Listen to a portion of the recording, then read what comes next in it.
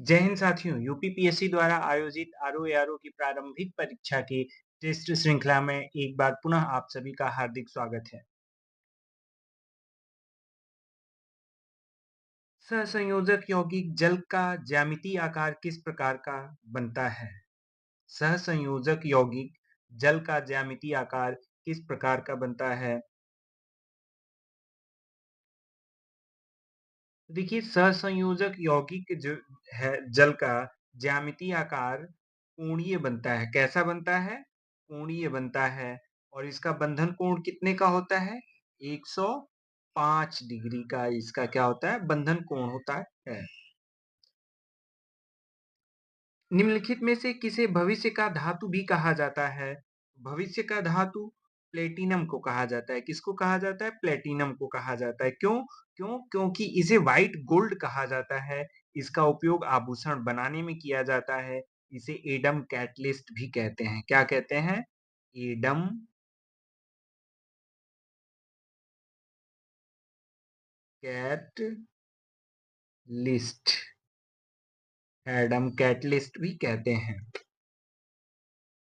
अब आते हैं प्रश्न संख्या 46 पे। वाहनों के में प्रयोग में लाए जाने वाले एयर बैग में कौन सी गैस भरी जाती है? बहुत ही महत्वपूर्ण प्रश्न है। वाहनों में प्रयोग में लाए जाने वाले एयर बैग में कौन सी गैस भरी जाती है? तो वाहनों के एयर बैग में हम कौन सी गैस भरते हैं? नाइट्रोजन गैस भरते हैं। क्योंकि अब इसका प्रयोग कहाँ-कहाँ होता है? तो नाइट्रोजन गैस का उपयोग हवाई जहाज के टायर में, चिप्स के पैकेट में किया जाता है। नाइट्रोजन की खोज किसने की थी? तो नाइट्रोजन की खोज रदरफोर्ड ने की थी। किसने की थी? रदरफोर्ड ने की थी। और नाइट्रोजन वायुमंडल में सर्वाधिक पाई जाने वाली गैस है। तरल नाइट्रोजन का उपयोग रेफ्रिजरेटर तथा एयर कंडीशनर में भी किया जाता है। अब आते हैं प्रश्न संख्या 47 पे। प्राय टूथपेस्ट तथा माउथ वॉश के निर्माण में किसका प्रयोग किया जाता है? तो देखिए, प्राय टूथपेस्ट तथा माउथ वॉश के निर्माण में किसका प्रयोग किया जाता है?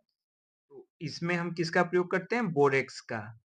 देखिए, बोरेक्स को सुहागा भी कहते हैं। इसका प्रयोग आम तौर पर माउथ वॉश और टूथपेस्ट के निर्माण में किया जाता है।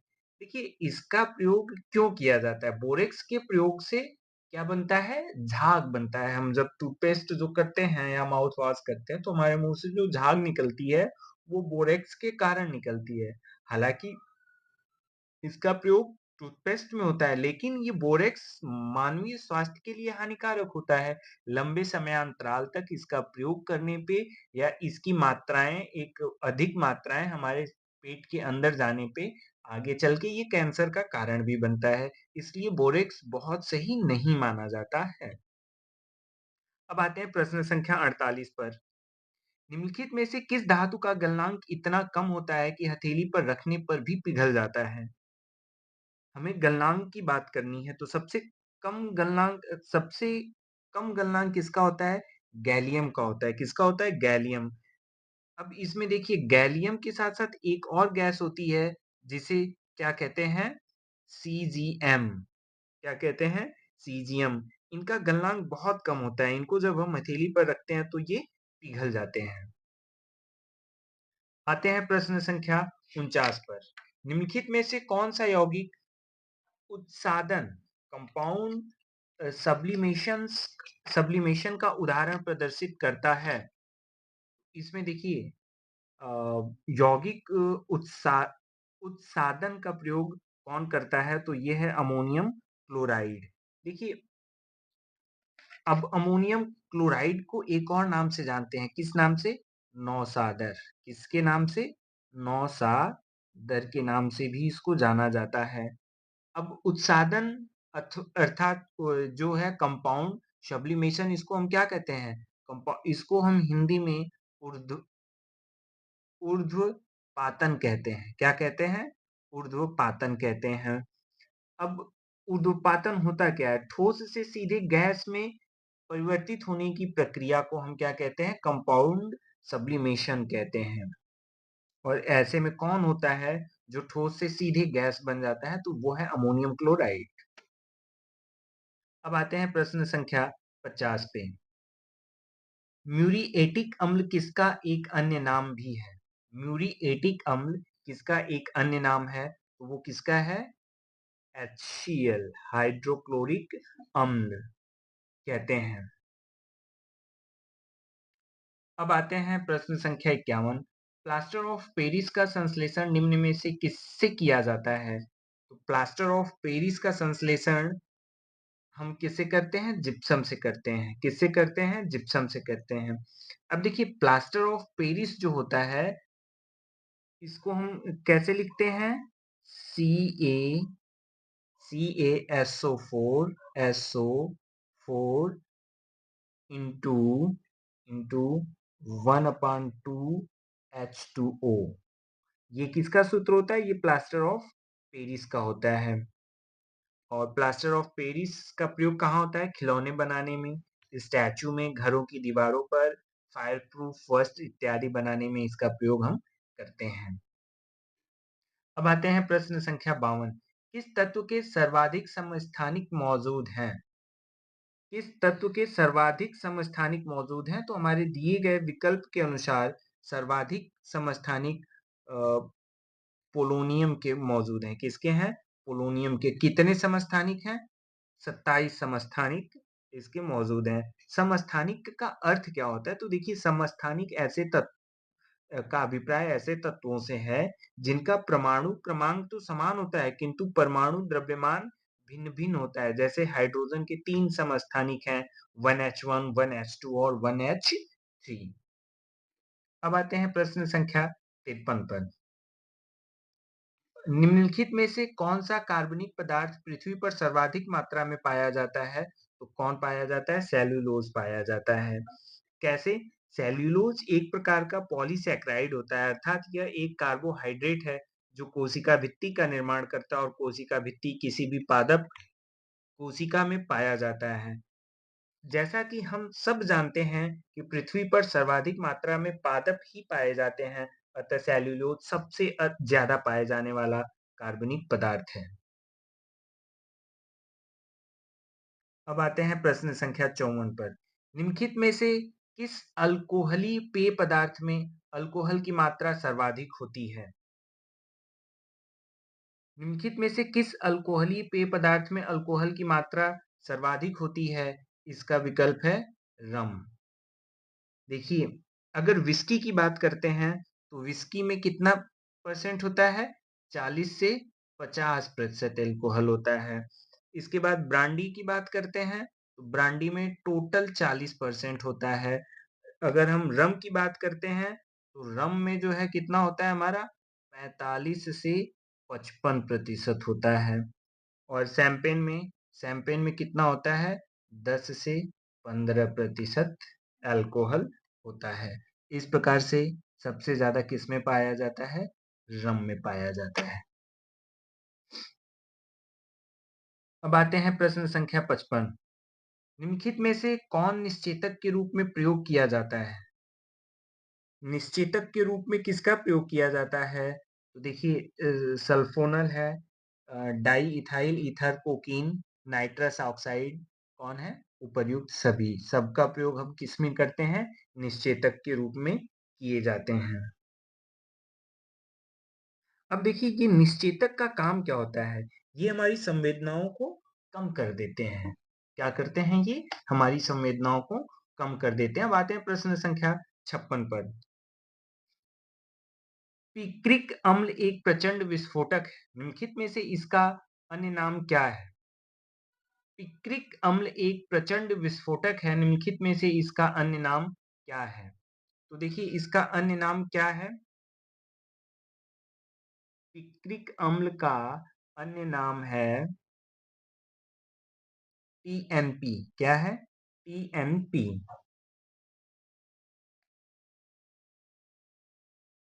अब देखिए, TNP का जो नाम होता है वो क्या होता है?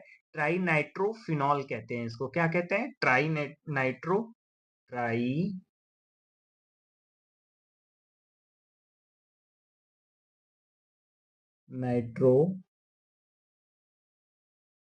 फिनाल कहते हैं। अब आते हैं प्रश्न संख्या 57 पर। अमोनिया गैस के निर्माण में किस उत्प्रेरक का उपयोग किया जाता है? तो देखिए अमोनिया गैस के निर्माण में लौह चूर्ण का प्रयोग किया जाता है। किसका प्रयोग किया जाता है? ल लौह चूर्ण का। अब अमोनिया निर्माण का जो है वो किस विधि द्वारा होता है? तो ये अमोनिया गैस का निर्माण हैबर विधि द्वारा होता है। किस विधि द्वारा? हैबर विधि। अब देखिए इसमें हैबर विधि होता क्या है कि जैसे सॉरी, इसमें उत्प्रेरक का प्रयोग जो है, निकिल का उत्प्रेरक का उपयोग वनस्पति तेलों से कृत्रिम घी बनाने में करते हैं, जिसे किस विधि द्वारा करते हैं? इसे हाइड्रोजनीकरण भी कहते हैं। अब आते हैं प्रश्न संख्या 58 पर। निम्नलिखित में से कौन कैल्शियम का अयस्क नहीं है? देखिए अगर हम इसमें बात करते हैं तो सीरूसाइट क्या है? इसका अयस्क नहीं है। कैल्शियम का अयस्क नहीं है। फ्लोरास्पार ये कैल्शियम का अयस्क है। फास्फोराइट कैल्शियम का अयस्क है। जिप्सम कैल्शियम का अयस्क है। तो सीरूसाइट कैल्शियम का अयस्क नहीं है। प्रश्न संख्या 59। निम्नलिखित में से कौन सा अम्ल बिच्छू बूटी, बिछुआ पत्ता या नेटल लीफ में पाया जाता है? निम्नलिखित में से कौन सा अम्ल बिच्छू बूटी, बिछुआ पत्ता या नेटल लीफ में पाया जाता है? तो वो है मेथेनोइक अम्ल। कौन सा है? मेथेनोइक अम्ल। क्या इनको ये नेटल लीफ होता क्या है? नेटल लीफ को की पत्तियों को छूने से शरीर में भयंकर जलन होती है। क्या होती है? भयंकर जलन होती है। लेकिन इसमें जो है नेटल लीफ में कई सारे औषधीय गुण भी मौजूद होते हैं। ये कहाँ पे उगती है? तो नेटल लीफ जो है ये नमी वाले जगहों पर सर्वाधिक अ, उगती है और ये स्वास्थ्य के लिए लाभदायक होती है। प्रश्न संख्या 60। बुखार को कम करने वाली दवाओं के समूह का क्या नाम है? बुखार के को कम करने वाली दवाओं के समूह का क्या नाम है? तो एंटीपियरेटिक्स। क्या है? एंटीपियरेटिक्स। अब एंटीपियरेटिक्स हाइपोथैलेमस के कारण तापमान में एक प्रोस्टाग्लैंडिन प्रेरित वृद्धि को ओवर एक्सप्रेस करती हैं। ठीक है। अब इसमें एक और दिया एंटीबायोटिक। एंटीबायोटिक क्या होता है? तो एंटीबायोटिक जैसे जो एंटीबायोटिक है ये क्या होते हैं? तो एंटीबायोटिक दवाएं बैक्टीरिया को मारती हैं। ये क्या करती हैं? बैक्टीरिया को मारती हैं या उनको फैलने से रोकती हैं। और एंटीसेप्टिक का क्या काम होता है? सॉरी, एंटीसेप्टिक का क्या काम होता है? एंटीसेप्टिक का जो है शरीर के बाहरी सतहों पर सूक्ष्म जीवों की वृद्धि को ये धीमा करते हैं या रोक देते हैं, जिससे घाव वगैरह जल्दी से सूख जाते हैं।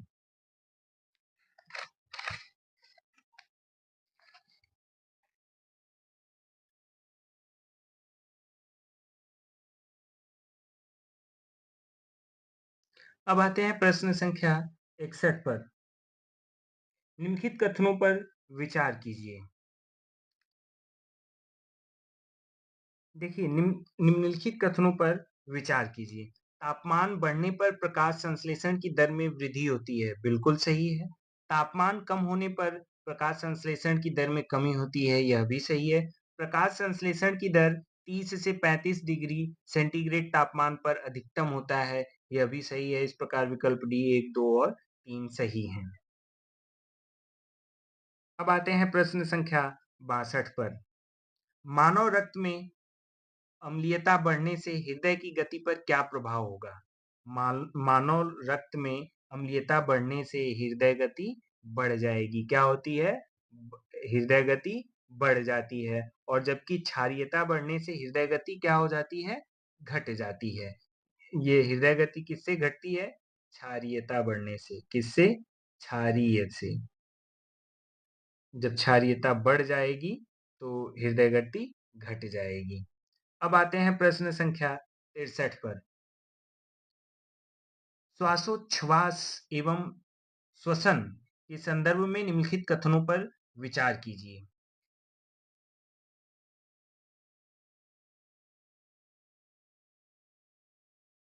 देखिए, श्वासोच्छ्वास भौतिक क्रिया है, जबकि श्वसन जैविक क्रिया है।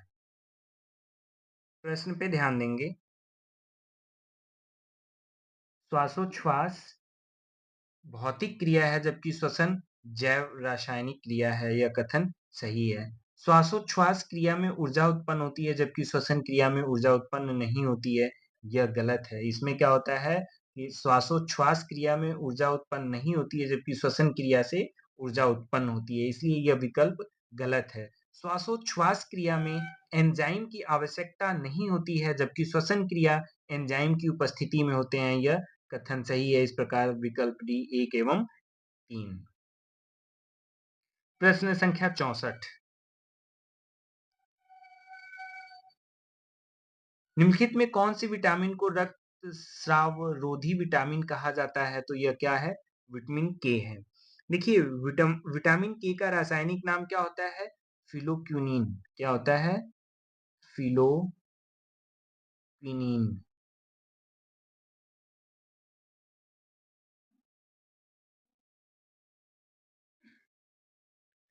अब इसको हम क्या कहते हैं? इसको हम रक्त स्रावरोधी विटामिन कहते हैं, क्योंकि यह यकृत में प्रोथाम्बिन का निर्माण के लिए आवश्यक होता है। मानव शरीर में इस विटामिन की कमी से रक्त का थक्का नहीं बनता है। अब इसके स्रोत क्या हैं? तो ये पत्तेदार सब्जियों सब्जियों टमाटर एवं पनीर में पाया जाता है।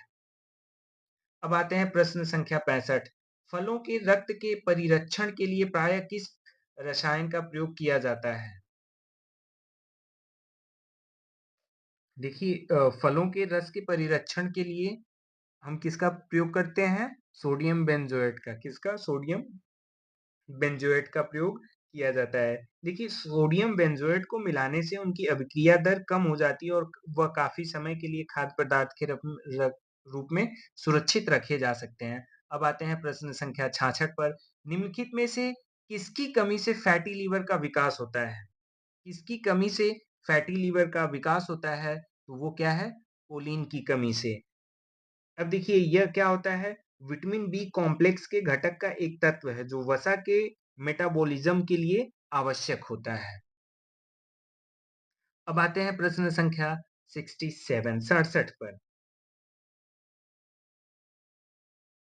देखिए, हाइपोथैलेमस शरीर के तापक्रम का नियंत्रण, बिल्कुल सही। कशेरुक रज्जु प्रतिवर्ती क्रिया का नियंत्रण, बिल्कुल सही। सेरिब्रम सोच व संज्ञानात्मक संक्रियाओं का नियंत्रण, बिल्कुल सही। इस प्रकार विकल्प डी 1, 2 और 3 सही। अब आते हैं प्रश्न संख्या 68 पर।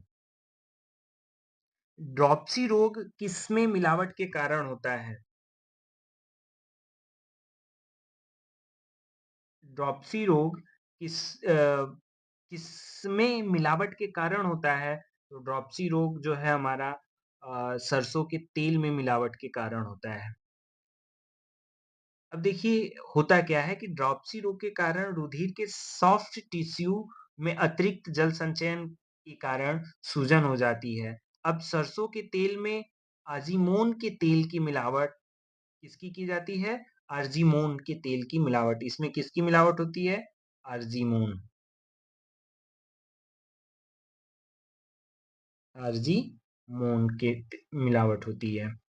अब आते हैं प्रश्न संख्या 69 में। निम्नलिखित में से कौन सा युग्म गलत सुमेलित है? इसमें हमें गलत मिलान की पहचान करनी है। तो डीएनए फिंगरप्रिंटिंग कहाँ है? हैदराबाद में, बिल्कुल सही है। सेंट्रल ड्रग इंस्टीट्यूट कहाँ है? लखनऊ में है, बिल्कुल सही है। केंद्रीय प्रतिरक्षा विज्ञान संस्थान नई दिल्ली में, बिल्कुल सही है। मानसिक विकलांग राष्ट्रीय संस्थान मुंबई में, यह क्या है हमारा? गलत है। मानसिक विकलांग राष्ट्रीय संस्थान ये का मुंबई में न होकर के ये कहाँ है? ये हैदराबाद है। कहाँ है? हैदराबाद। अब आते हैं प्रश्न संख्या 70 पे। अग्नाशय पैनक्रियाज के संदर्भ में निम्नलिखित कथनों पर विचार कीजिए।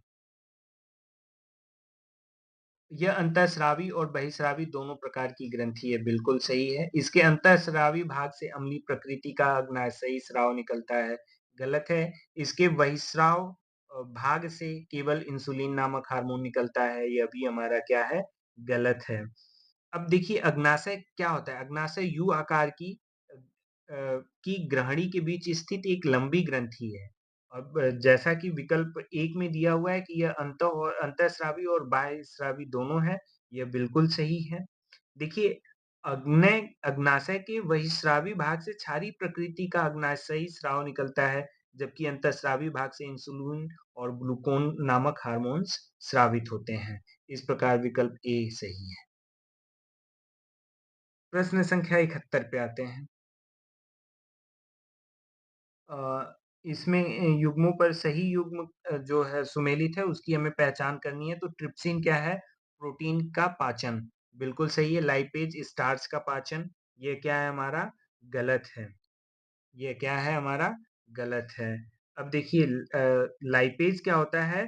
लाइपेज वसा को वसीय अम्ल एवं ग्लिसरोल में परिवर्तित करने वाला वसा पाचक एंजाइम है। ये क्या करता है? स्टार्च का पाचन नहीं करके ये किसका करता है? वसीय अम्ल का करता है। एमाइलेज क्या होता है? एमाइलेज किसका पाचन करते हैं? तो एमाइलेज एमाइलेज स्टार्च का पाचन करते हैं, इसलिए यह हमारा गलत है। इसमें क्या हो गया? विकल्प सी केवल एक सही है। प्रश्न संख्या 72। हीमोफीलिया के संबंध में निम्न स्थानों पर विचार कीजिए। देखिए इस रोग का संचार नर संतति को अप्रभावित नारी के द्वारा होता है।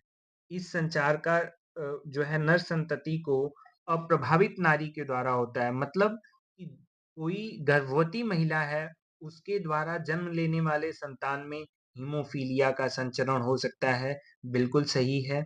इस रोग में रोगी के शरीर पर छोटी सी चोट में भी रक्त निकलना बंद नहीं होता है। यह भी सही है। इस प्रकार विकल्प सी 1 एवं 2 दोनों हैं। अब आते हैं प्रश्न संख्या 73 पर।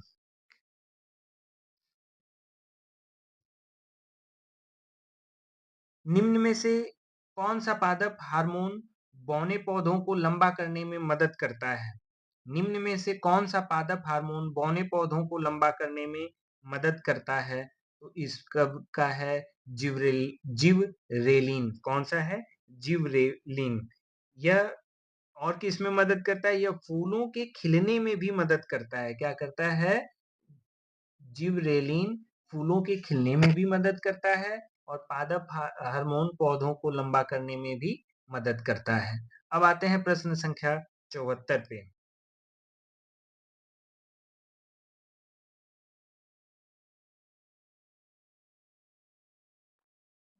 देखिए डुप्लीकेशन डीएनए से आरएनए बनने की विधि बिल्कुल सही है। ट्रांसक्रिप्शन डीएनए से आरएनए बनने की विधि है।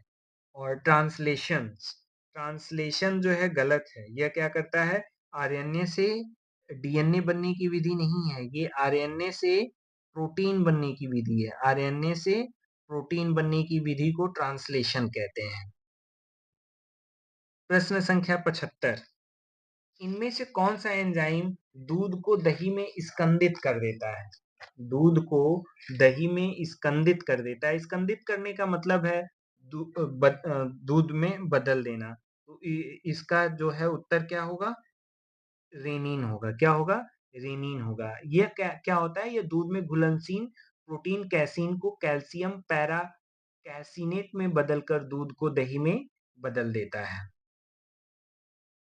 अब आते हैं प्रश्न संख्या 76। इनमें से हमें आनुवांशिक रोग की पहचान करनी है। इसमें से हमें क्या करना है? आनुवांशिक रोगों की पहचान करनी है। जैसे डाउन सिंड्रोम आनुवांशिक रोग है, सीलिएक रोग आनुवांशिक रोग है, पटाउ सिंड्रोम आनुवांशिक रोग है, थैलेसीमिया रोग आनुवांशिक रोग है। इस प्रकार उपर्युक्त सभी।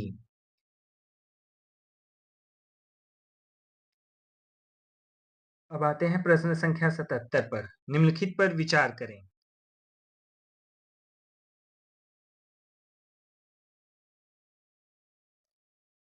अ, उपर्युक्त में से कौन जीवाणुओं द्वारा रोग होते हैं? तो देखिए इसमें जीवाणुओं द्वारा रोग होने वाला जो है न्यूमोनिया, टाइफाइड, ये किससे हैं? जीवाणु से हैं। हर्पीज और खसरा किससे होते हैं? देखिए ये किससे होते हैं? ये वायरस से होते हैं। वायरस यानी किससे होते हैं? विषाणुओं द्वारा। विषाणुओं द्वारा। और ये जीवाणु किससे होते हैं? बैक्टीरिया से होने वाले हैं। अब देखिए जीवाणु से होने वाले कौन-कौन से रोग हैं? जैसे हैजा, डिप्थीरिया, कुष्ठ, न्यूमोनिया, प्लेग, टाइफाइड, तपेदिक या ट्यूबरकुलोसिस, टेटनस, काली खांसी, गोनोरिया, सिफिलिस इत्यादि। अब आते हैं प्रश्न संख्या 78 पर।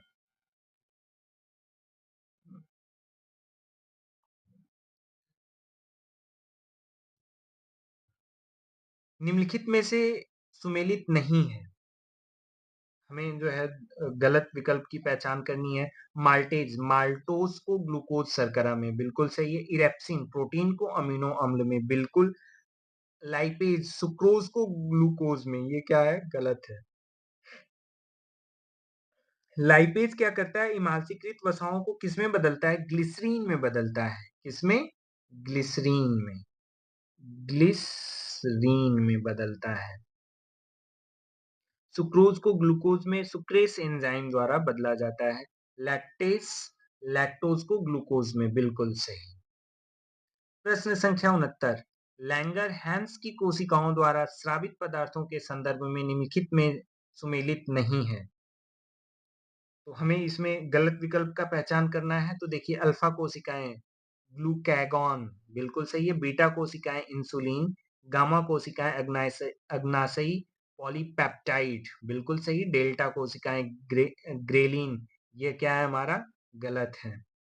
अब क्यों गलत है?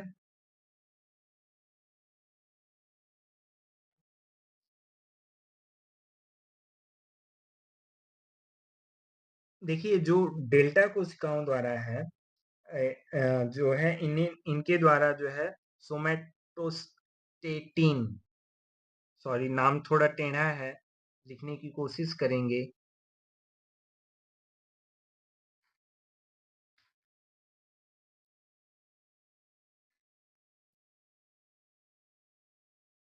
सो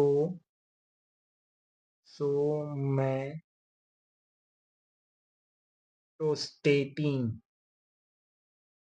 टोस्टेटीन सोमै सोमैट सोमैटोस्टेटिन। अब आते हैं प्रश्न संख्या 80 पर।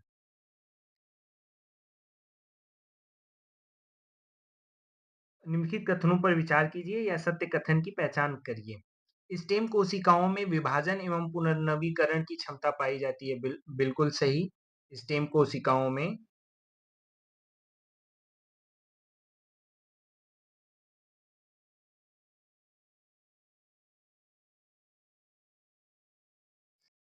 देखिए स्टेम कोशिकाओं में विभाजन एवं पुनर्नवीकरण की क्षमता पाई जाती है। बिल्कुल सही है। यह क्या है? बिल्कुल सही है।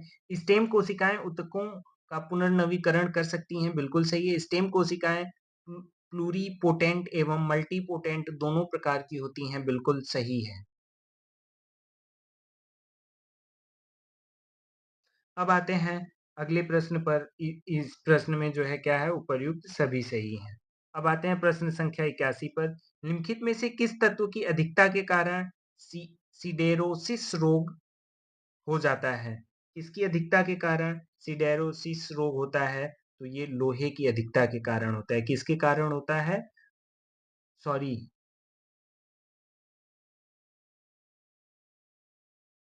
हाँ, लोहे की अधिकता के कारण होता है। अब लोहे की कमी के कारण कौन सा रोग हो जाता है? कमी से एनीमिया रोग होता है। कौन सा रोग होता है? एनीमिया।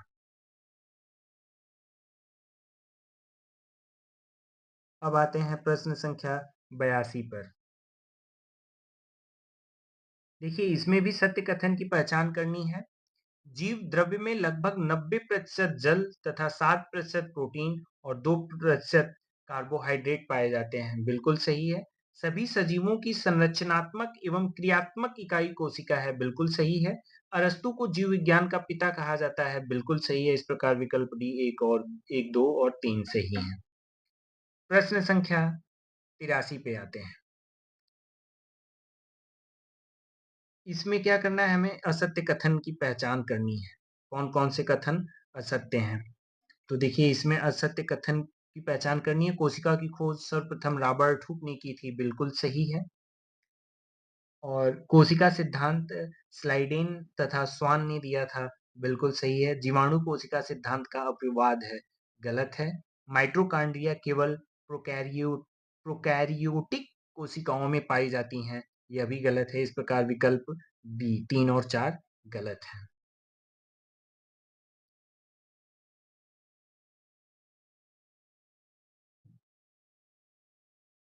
अब आते हैं प्रश्न संख्या 84 पर।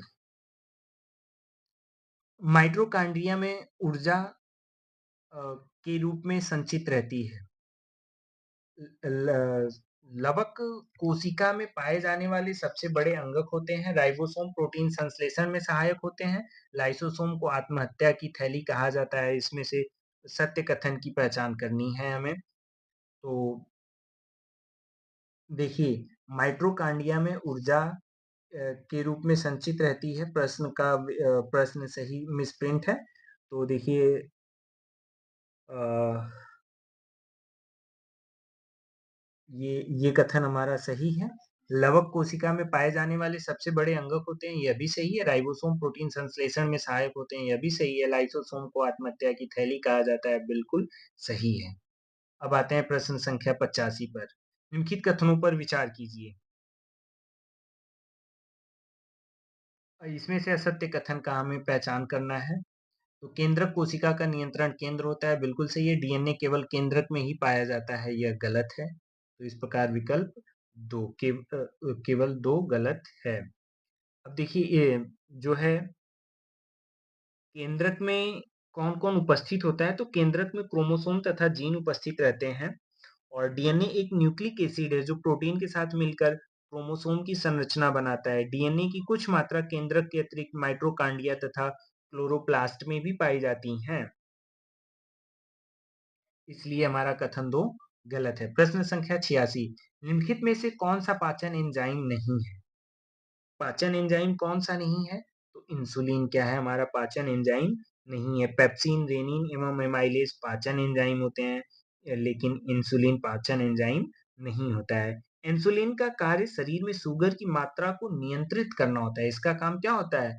शुगर की मात्रा को नियंत्रित करना होता है। शुगर की मात्रा को क्या करता है? नियंत्रित करता है। अब आते हैं अगले प्रश्न पर। प्रश्न संख्या 87, निम्नलिखित में से कौन सा जैविक उत्प्रेरक निम्नलिखित में से कौन जैविक उत्प्रेरक कहे जाते हैं? देखिए जैविक उत्प्रेरक किसको कहते हैं? एंजाइम को कहते हैं। क्यों कहते हैं? कि एंजाइम प्रोटीन एवं कुछ अन्य सहकारकों से बने होते हैं। एंजाइम मानव शरीर में जैविक उत्प्रेरक का कार्य करते हैं। अब आते हैं प्रश्न संख्या 88, मेटाकार्पल्स नामक हड्डी संबंधित है। कार्पल्स नामक हड्डी ये किससे संबंधित है? हाथ से संबंधित है। प्रश्न संख्या 89, मानव शरीर में कैल्शियम संतुलन तथा अस्थियों में कैल्शियम की मात्रा नियंत्रित करने वाली ग्रंथि है। अब आते हैं अगले प्रश्न 89 पे। मानव शरीर में कैल्शियम संतुलन तथा अस्थियों में कैल्शियम की मात्रा नियंत्रित करने वाली ग्रंथि है, तो कौन सी है? पैराथायराइड है। कौन सी ग्रंथि है? पैराथायराइड ग्रंथि है।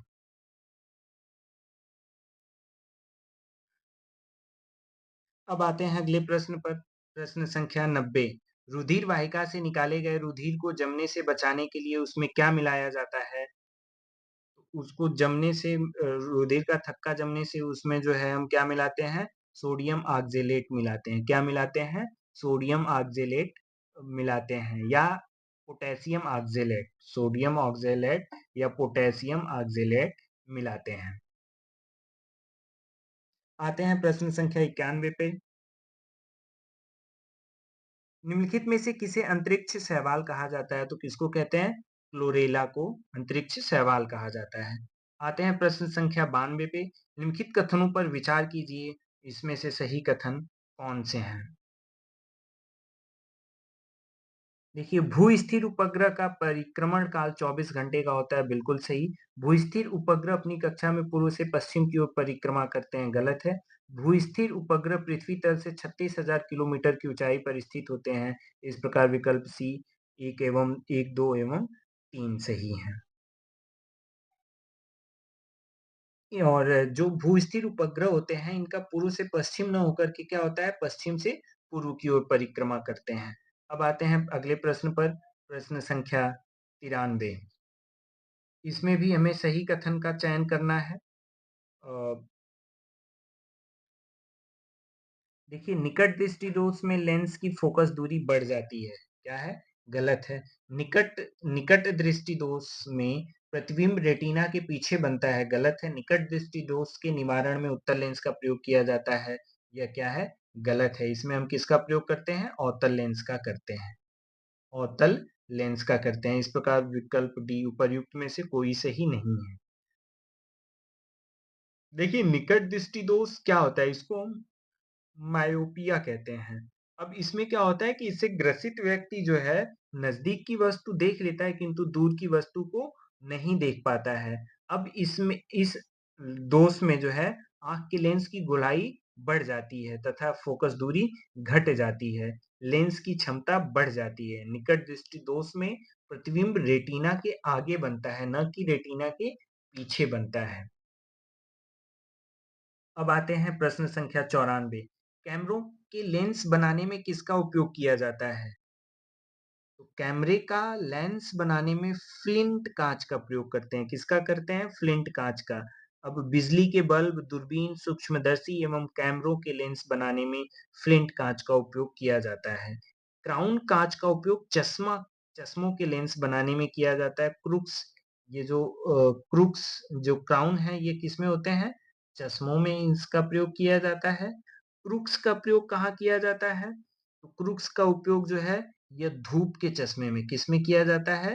धूप के चश्मों में, धूप के चश्मों में इसका प्रयोग किया जाता है। प्रश्न संख्या 95। निम्नलिखित में से कौन मूत्र की मात्रा का नियंत्रक है? मूत्र की मात्रा का नियंत्रक कौन होता है?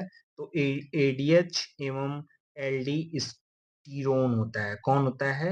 एलडीएम और एलडी एडीएच एवं एल्डोस्टेरोन, विकल्प सी सही है। प्रश्न संख्या 96। निम्नलिखित में से कौन सा हार्मोन जनन ग्रंथियों द्वारा स्रावित नहीं किया जा सकता है? कौन सा हार्मोन जनन ग्रंथियों द्वारा स्रावित नहीं किया जा सकता है? तो ये है सोमेटोस्टेट सोमेटोस्टेटिन, सोमेटोस्टेटिन। अब आते हैं प्रश्न संख्या 97 पे। निम्नलिखित में से कौन से ऊतक शरीर की सुरक्षा कवच का कार्य करते हैं? तो कौन से हैं? एपिथीलियम ऊतक। कौन सा ऊतक है? एपिथीलियम ऊतक जो है शरीर की जो है सुरक्षा कवच का कार्य करते हैं। ये ऊतक शरीर में गैसीय विनिमय, अवशोषण आदि का कार्य करते हैं। आज की श्रृंखला का अंतिम प्रश्न, प्रश्न संख्या 98। निम्नलिखित में से कौन सही सुमेलित नहीं है? तो देखिए, डेसिबल ध्वनि की इकाई है, बिल्कुल सही है। हार्स पावर शक्ति की इकाई है, बिल्कुल सही है। नॉटिकल माइल दूरी की इकाई है।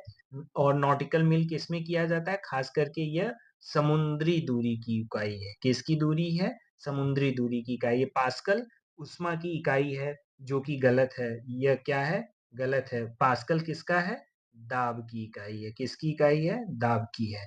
इस प्रकार विकल्प डी हमारा गलत है। आज की श्रृंखला में यहीं तक करते हैं। धन्यवाद।